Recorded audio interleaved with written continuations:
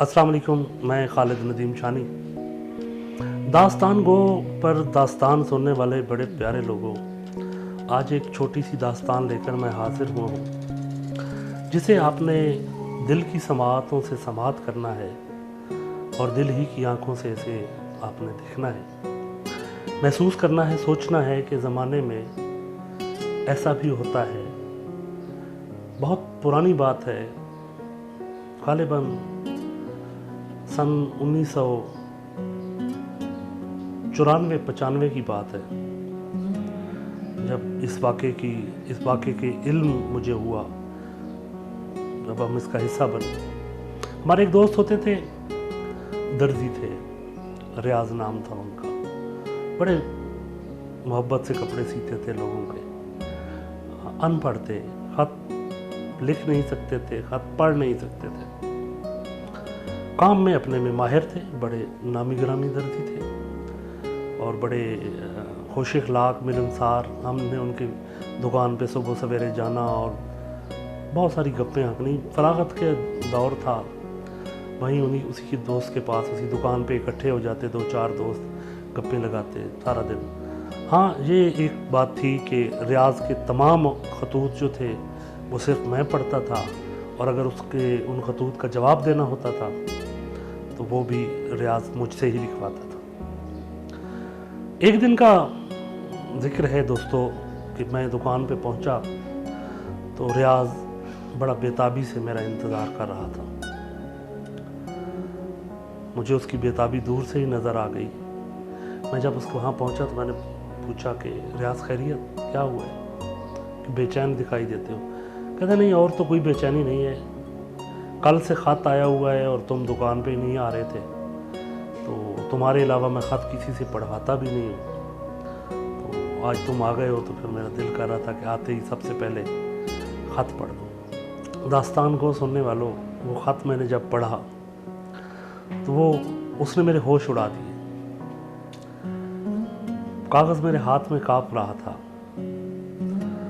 मुझे बड़ी हैरत हुई कि रियाज को वो ख़त किसी खातून ने लिखा था।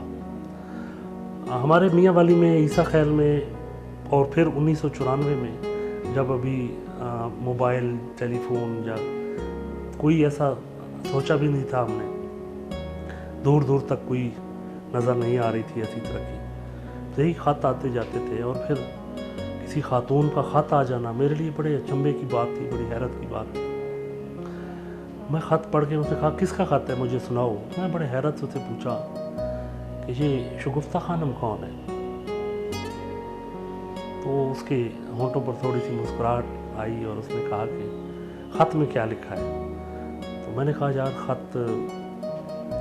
ख़त के मंदरजात दोस्तों मैं आपके साथ भी शेयर करता हूँ। वो बड़े दर्दमंदी से लिखा गया ख़त था और उसमें उस खातून ने बड़ी दर्दमंदी से दरख्वास्त की थी उस रियाज से कि रियाज भाई, आपने पहले भी मुझ पर एक एहसान किया था, इस मरतबा भी आप मुझ पर एक एहसान कीजिए। आपको तो मालूम है कि मैं फांसी की मुंतज़िर कैदन हूँ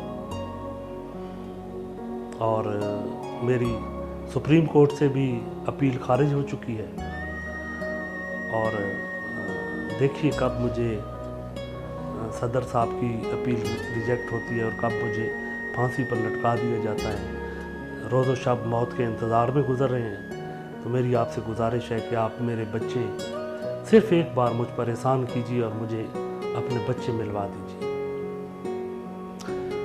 बड़ा दर्द भरा ख़त था और मैं सुनकर बहुत परेशान हो गया। मैंने रियाज से भी कहा कि यार, अगर तुम इस खातून को जो सज़ाए मौत का इंतज़ार में अपने बच्चों को सिर्फ एक बार देखना चाहती है, तो ये अगर कर सकते हो तो ज़रूर करो। मुझे इस औरत पर बहुत तरस आ रहा है। आगे से रियाज ने मुझे कहा कि बहुत तरस आ रहा है इस खातून पे। मैंने कहा यार, मेरा दिल बाहर आ रहा है, दिल मेरा कांप गया है उसकी बातें पढ़कर कि एक शख्स है जो जेल के अंदर अपनी मौत के इंतज़ार में बैठा है कि कभी अभी कोई आएगा, कोई परवाना आएगा, कोई इतला आएगी कि आपकी ज़िंदगी तमाम शुद्ध। तो मुझे तो बहुत तरस आ रहा है इस खातून पे। तो उसने हंस कर मुझे कहा कि हो सकता है तुम्हें इस पर तरस ना आए, फिर मैंने कहा यार ऐसा मुमकिन नहीं है, मैं एक इंसान हूँ और मैं दर्द दिल रखता हूँ, तो मुझे तो बहुत अफसोस हो रहा है। उसने कहा तुम्हें अफसोस हो सकता है ना हो। मैंने कहा क्यों नहीं होगा भाई, बताओ मुझे। तो उसने मुझे बताना शुरू किया और उसने कहा कि तुम्हें वो चाचा सुल्तान याद आता है जो मिस्त्री थे? मैंने कहा कौन सा चाचा सुल्तान? कहता था उसने फलां जगह पे दुकान बनाई हुई थी और बड़े बड़े खूबसूरत नक्श व निगार से चारपाई के पाए बनाया करता था। तो मुझे याद आया, मैंने कहा हाँ हाँ हाँ, उसको तो फौत हुए भी बहुत अरसा हो गया। उसने कहा फिर उसी चाचा सुल्तान के बेटे वो इमरान याद आता है ना? मैंने कहा हाँ बहुत याद, मैं जानता हूँ उसे, मैंने देखा हुआ था उसको। कहता वो इमरान मेरा बहुत अच्छा दोस्त था, रियाज कहते हैं, इकट्ठे खेलते बड़े हुए थे। तो वो कुनिया शहर में ना कहीं मुलाजमत करता था, तो वहाँ से एक दिन वापस आया शाम के वक्त और मुझे मिला। तो उसने मुझे कहा कि यार मुझे एक लड़की से प्यार हो गया है और उसके और मेरे स्टेटस में बहुत फ़र्क है। वो बड़े घर की लड़की है और मैं, तुम्हें पता ही है, बहुत गरीब ख़ानदान से हूँ। तो वैसे तो वो मुझे रिश्ता देंगे नहीं, तो मैं लड़की को भगाना चाहता हूँ। तो रियाज कहता है कि मैंने इमरान से कहा कि तुम्हें ऐसा नहीं करना चाहिए, तुम्हारा बाप फौत हो चुका है, तुम अपने घर के वाहिद कमाने वाले हो, घर में तुम्हारी बूढ़ी माँ है, एक छोटा भाई है, तुम अपने घर की तरफ देखो, अपने दरवाजे की सामने देखो, ऐसा कदम मत उठाओ जो तुम्हारे लिए और तुम्हारे घर के लिए शर्मिंदगी का बायस हो, ऐसा ना करो। रियाज कहता है मैंने इमरान को बहुत समझाया मगर इमरान बाज नहीं आया। इस वाक़े को कोई हफ्ता 10 दिन गुजरे थे कि एक दिन मुझे घर से इमरान ने बाहर से आवाज़ दी। मैं बाहर निकला तो वो मुझे अपने साथ लेकर अपने घर चला गया और घर के दरवाजे पर उसने मुझे बताया कि मैं शगुफ्ता को भगा लाया हूँ। मैंने सर पकड़ लिया, मैंने कहा यार ये तुमने क्या जुल्म किया है, तुमने अपने साथ बहुत बड़ी ज़्यादती की है। इस माशरे में जिसका हम हिस्सा हैं, इस बात को बहुत बुरा समझा जाता है और उसके घर वाले तुम्हारे खून के प्यासे हो जाएंगे। तुमने ना अपने घर की तरफ देखा है ना अपनी ज़िंदगी की तरफ देखा है, बहुत गलत किया है तुमने। खैर वो मुझे लेकर अपने घर में गया, जाकर मिलवाया। जब मेरी नज़र खातून पर पड़ी, बहुत खूबसूरत खातून थी, नक्शो निगार उसके बड़े प्यारे, अजंता की मूरत की तरह वो खूबसूरत लड़की थी। दूसरी तरफ इमरान सांवला भद्दे नकूश वाला एक आम सा लड़का था, मगर वो लड़की बहुत खूबसूरत थी, इतनी खूबसूरत जितनी कोई झूठ बोल सकता है कि कोई इतना खूबसूरत होता है, वो इतनी खूबसूरत थी। रियाज कहता है मैंने अपनी ज़िंदगी में इससे खूबसूरत लड़की नहीं देखी। मैं हैरान था कि वो लड़की इमरान से प्यार करती है। फिर मैंने उसे कहा, रियाज कहता है मैंने अपनी इस बात का इजहार उससे किया और उसे कहा कि तुम्हें इमरान में क्या नज़र आया कि तुम इसके साथ घर से भाग गई? तो लड़की ने मुस्कुराकर मुझे कहा कि भाई मोहब्बत चेहरे नहीं देखती।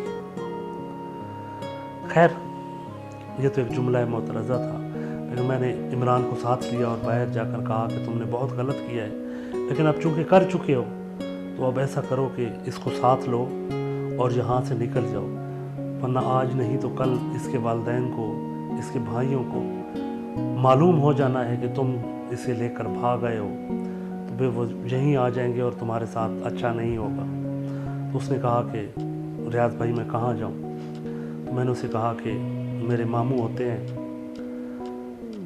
वो ठेकेदारी करते हैं, काम कर रहे हैं पेशावर में, तो आप उनके पास चले जाएं, वो आपको काम भी देंगे और क्वार्टर भी, वहीं जाकर आप बस जाइएगा और जब तक 3-4 बच्चे ना हो जाएं इधर वापस मत आइएगा। उनको मैंने किराया भी दिया, पैसे भी दिए और बहुत और भी जो सामान उन्हें ज़रूरत था वो भी दिया कि वहाँ जाकर आपको कोई मुश्किल ना हो। वो इधर से सामान पैक किया उन्होंने और पेशावर के लिए निकल गए। मैंने उसे अपने मामू के लिए रुका भी लिख कर दे दिया था कि वो आपको काम पर भी रख लेंगे और आपके लिए घर का भी बंदोबस्त कर देंगे। वो वहाँ पहुँच गए। मैं जहाँ ज़ाहिर है जो अभी तक उस दौर में भी मोबाइल या कोई और सहूलत मुयस्सर नहीं आई थी। इमरान को और शगुफ्ता को पेशावर के लिए रवाना करने के बाद मैं मुतमईन था कि वो अपनी ज़िंदगी शुरू करेंगे और हंसी खुशी अपनी ज़िंदगी जिएंगे। मैंने उसे ये भी कहा था कि वहाँ पहुँचते ही मामू से कहना वो आपके निकाह का बंदोबस्त कर देंगे और निकाह के बाद ही अपनी ज़िंदगी का आगाज़ करना। दिन गुजरते गए। कोई 8-10 दिन के बाद मैं दुकान पे बैठा था बकौल रियाज। ये बात अब आगे की जो बात है वो सारी बकौल रियाज के ही आप सुनेंगे, उसमें आपको मालूम हो जाएगा कि रियाज क्या कह रहा है। रियाज बताता है कि 8-10 दिन गुजरे थे तो अचानक मुझे एक टेलीग्राम मौसूल हुआ। टेलीग्राम उस वक्त बड़ी ख़तरे की अलामत समझा जाता था। उसमें वफ़ात की खबरें आया करती थी लोगों की। एक लाइन का आपको नए नौजवानों को तो शायद पता ना हो, टेलीग्राम एक लाइन का फ़िक्रा एक लिखा जाता था। जो भी होता था कि आपने कोई बात कहनी है वो एक लाइन में आपने मुकम्मल करनी होती थी। उसमें सिर्फ यही लिखा हुआ था कि आप रियाज को मुखातिब करके इमरान ने यही लिखा था कि मैं पेशावर में बहुत मुश्किल में हूँ, जितना जल्दी हो सकता है मुझ तक पहुँचो। रियाज कहता है मेरे तो हाथों के तोते उड़ गए कि ये क्या, उसे तो मैंने मामू के पास बेचा था और उसे वहाँ क्या परेशानी लाग। खैर वो कहता है कि मैंने दुकान बंद की और बहुत जल्द रवाना होने की कोशिश की कि पहुँचूँ उस तक। तो मैं उसी दिन रवाना हो गया पेशावर के लिए। जिस साइट पर मामू लोग काम कर रहे थे मैं वहीं पहुँचा, मामू से मिला। वो बड़े मोहब्बत से पेश आए। वो मुझे अपने साथ अपने जो उन्होंने मकान ले रखा था जहाँ वो रह रहे थे वहाँ मुझे ले गए, खाना वाना खाया। तो मैंने पूछा उनसे कि इमरान दिखाई नहीं दे रहा, वो कहाँ है? उन्होंने कहा आज वो छुट्टी पे है, वो घर में ही है, इधर पास ही उसका घर लेकर दिया हुआ है उसको, वो घर में ही है। हालात व वाक़यात से मुझे कहीं से भी नहीं लगा कि कोई परेशानी है या कोई मसला हुआ है या कोई बात है। तो मैंने भी मामू से कोई बात करना मुनासिब नहीं समझा। फिर मैं उठा और बहाने से मैं जो और मुलाजिम घूम रहे थे उनसे पूछा। इमरान का घर पूछते पूछते मैं पहुंचा। मैं गया, इमरान ने दरवाज़ा खोला और बड़े तपाक से मुझे मिला और गले लग कर रोना शुरू कर दिया। मैं बड़ा हैरान हुआ कि हालात तो मुझे बिल्कुल नॉर्मल नज़र आ रहे हैं, तो इसे क्या परेशानी लाहक है। खैर मैंने उसे चुप कराया, जाकर अंदर बैठे। मैंने कहा क्या मसला है? कहता है आपका मामू जो है वो मुझसे शगुफ्ता छीनना चाहता है। मैंने बड़ी हैरानी से उसकी तरफ देखा और कहा क्या? उसने कहा यार आपका मामू मुझसे कहता है कि शगुफ्ता को तलाक दे दो वरना मैं तुझे कत्ल कर दूंगा। ये तुम्हारे लायक नहीं है, ये मेरे लायक। मैंने उसे कहा ये मामू ने तुमसे कहा ऐसा? उसने कहा बिल्कुल। मैंने कहा अच्छा मैं उससे पूछता हूँ, तुम फिक्र ना करो किसी बात की, अल्लाह करम करेगा, मैं जाकर बात करता हूँ। मैं वहाँ से उठा और उठकर मामू के पास आया और मामू से मैंने इशारे इशारे में बात की। मैंने कहा मामू मेरी इमरान से बात हुई थी, वो मुझे आपके बारे में ऐसा कह रहा था। मैंने उसे कहा मैं मुंह तोड़ दूंगा अगर मेरे मामू के बारे में ऐसी कोई गलीज़ बात की तो। मामू ने पलट कर गुस्से से मुझे देखा और कहा हाँ वो ठीक कह रहा है, मैंने उसे कहा है ऐसा, अपने दोस्त को समझाओ, अगर उसने उसे तलाक नहीं दी मैं वाकई उसे कत्ल कर दूंगा। रियाज कहता है मैं परेशान गया, मामू को क्या हो गया? मैंने कहा मामू उन्होंने लोगों ने शादी की है, मोहब्बत की शादी है, मगर मुझे नहीं पता। अपने दोस्त को समझाओ उसे तलाक दे, बस 1-2 दिन में उसे तलाक दे तो ठीक, वरना मैं उसे मार डालूंगा। मैंने कहा अच्छा आप बेफिक्र रहें, कोई मसला नहीं है, मैं इमरान को समझा दूंगा, वो दे देगा तलाक, आप बेफिक्र हैं, आप गुस्सा ना करें। मैं वहाँ से उठा और मैं गया इमरान के पास। इमरान के घर जाकर मैंने उसे कहा कि दोस्ता चीज़ें समेटो अपनी, यहाँ से निकलना है, मामू जान का दिमाग घुमा हुआ है, यहाँ से निकलते हैं।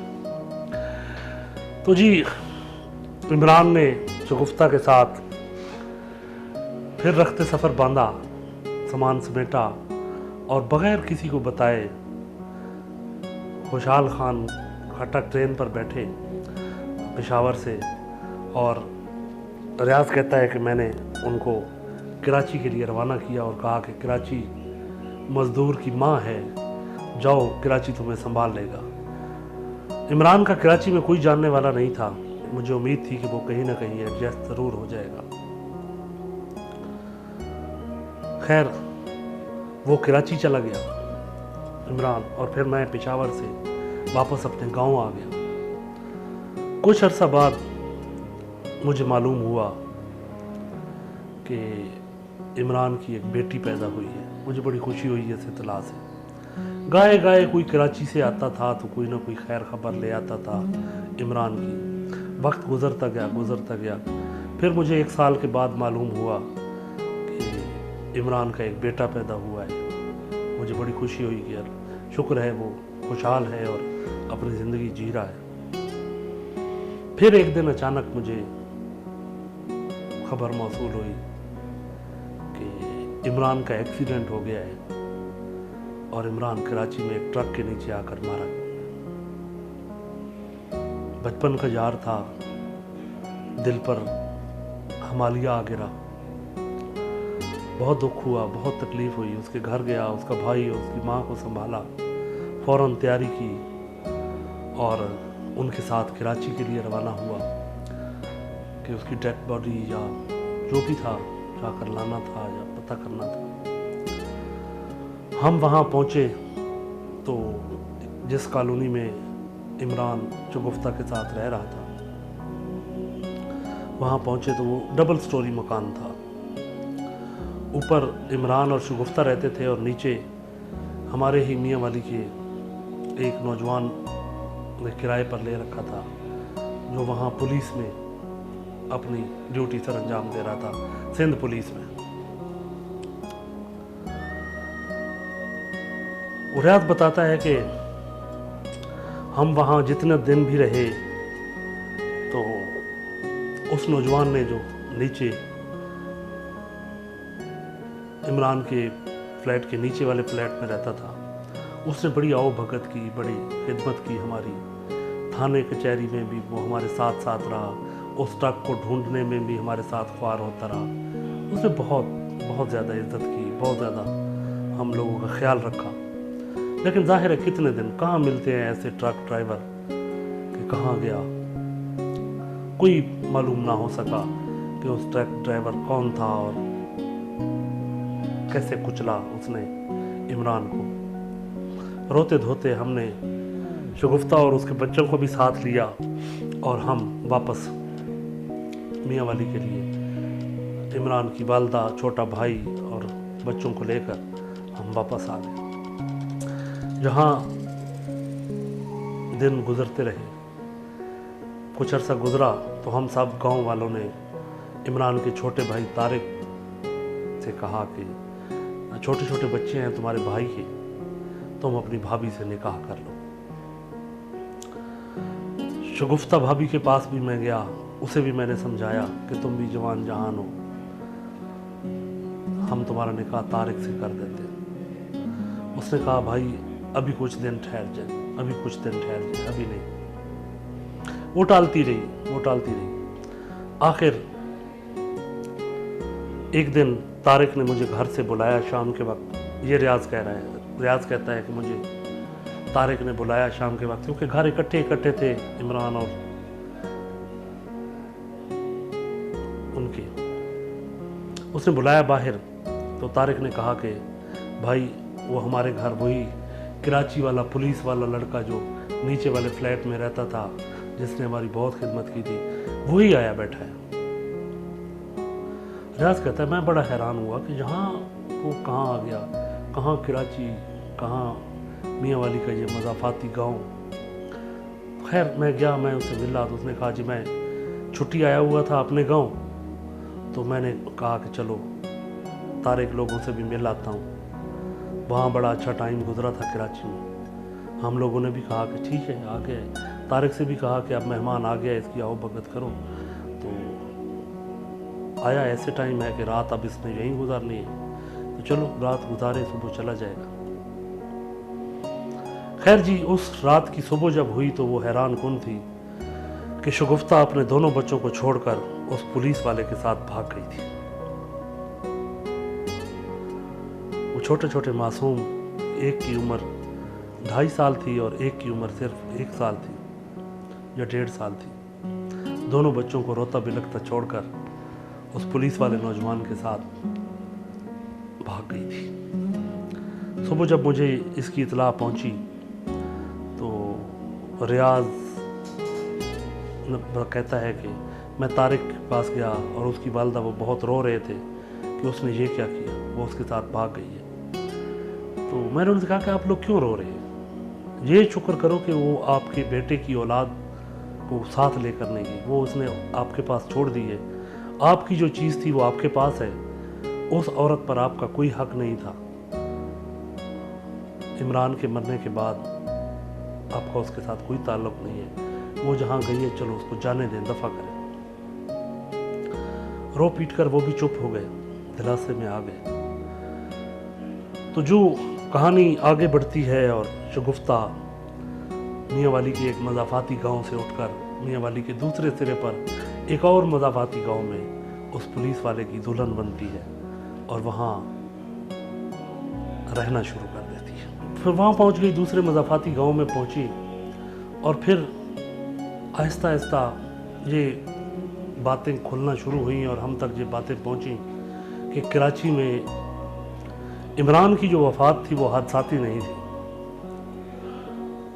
और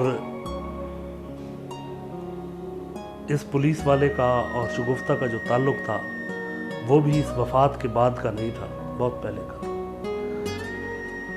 वो हुआ जो कुछ यूँ था कि एक दिन जब वही पुलिस वाला एक ट्रक वाले के साथ बैठ कर आ रहा था और इमरान रोड क्रॉस करने के लिए रोड किनारे खड़ा था, तो ट्रक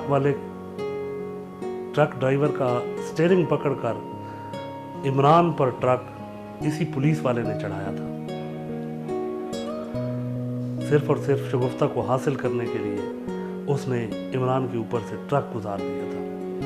वो ट्रक जो पुलिस वाले ने खुद गुजारा था, उसी को ढूंढने के लिए वो इमरान के भाई और रियाज के साथ मारा मारा फिरता रहा कराची की गलियों में और कराची की थानों में कि वो ट्रक कहीं दस्तयाब हो जाए, जो ट्रक दरअसल चला कोई और रहा था लेकिन इमरान के ऊपर से उसी पुलिस वाले ने गुजारा था। खैर कहानी जहाँ रुकती नहीं है, कहानी आगे बढ़ती है और फिर वो पहुँचती है मियाँ वाली के उस मज़ाफ़ाती गांव में जहाँ अब शगुफ्ता दुल्हन बनकर गई थी।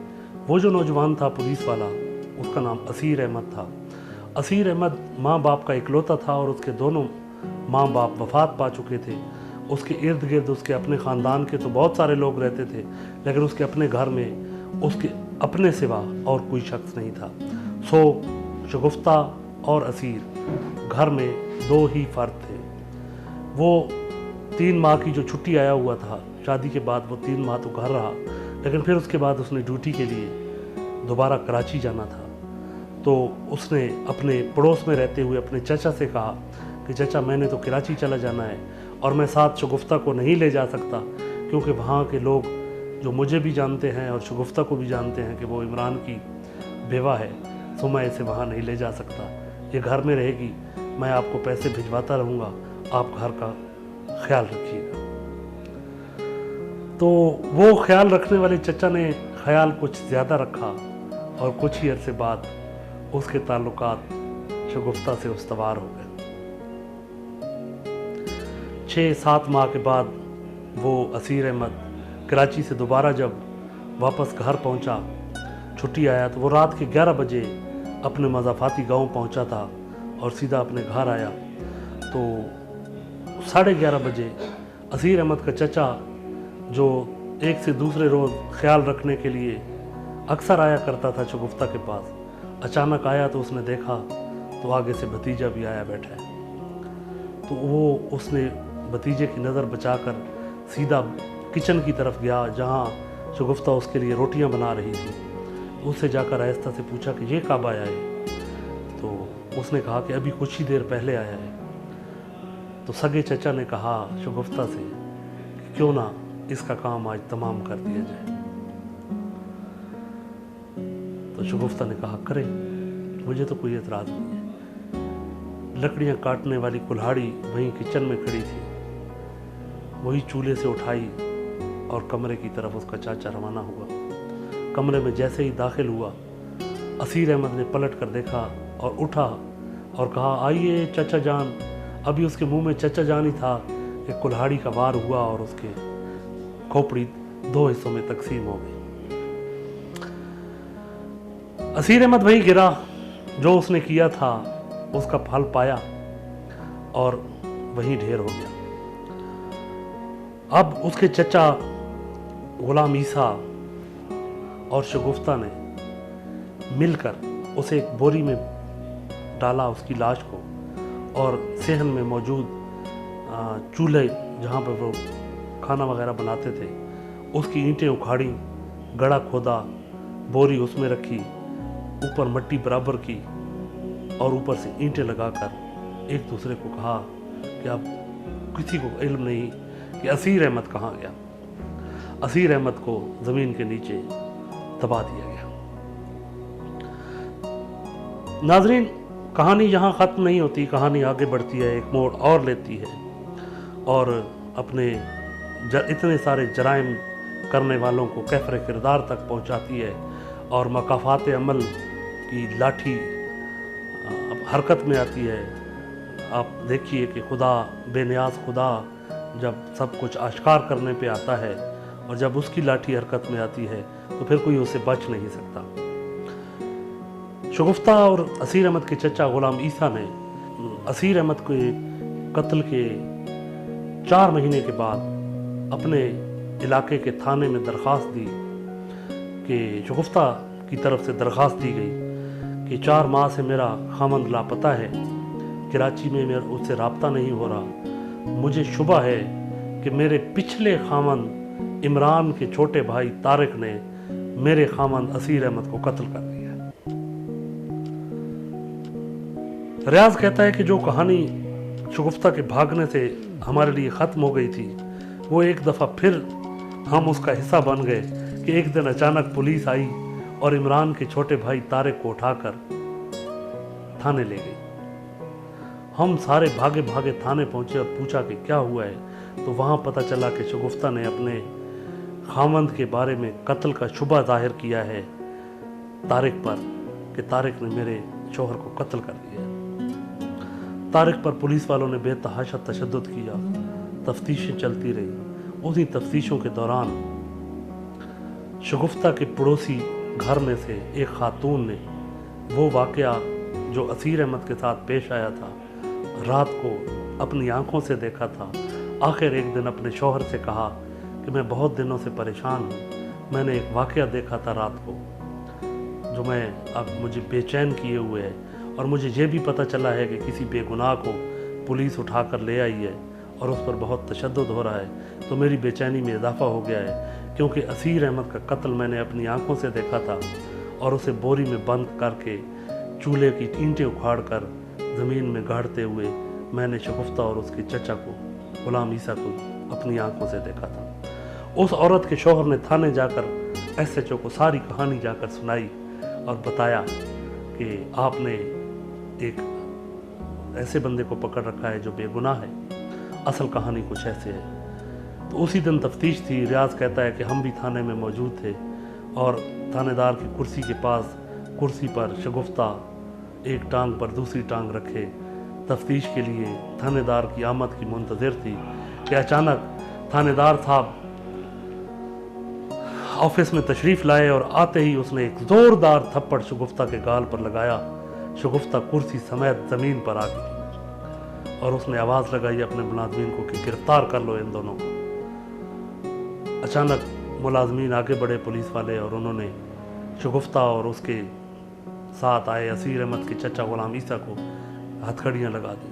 और फिर उसने थानेदार ने कहा कि आए हमारे साथ, सब इनके घर चल रही है पुलिस गार्ड। 4-5 गाड़ियों में हम सारे लोग शगुफ्ता और असीर अहमद के घर पहुँचे, और वो चीख और चिल्ला रहे थे, असीर अहमद का चचा भी और शगुफ्ता भी, कि हम पर क्यों जुल्म किया जा रहा है, एक मेरा शौहर नहीं मिल रहा और आप मुझ पर जुल्म कर रहे हैं। हजार बातें की जाती थी। लेकिन थानेदार ने जब उनको उनके सेहन में जाकर पटखा और उनके हाथ में बेलचे दिए, उधर उस चूल्हे को उखाड़ो, वो ईंटें उखाड़ो, तो उन दोनों के चेहरे देखने वाले थे, उनके चेहरे परेशानी और खौफ से स्याह पड़ चुके थे।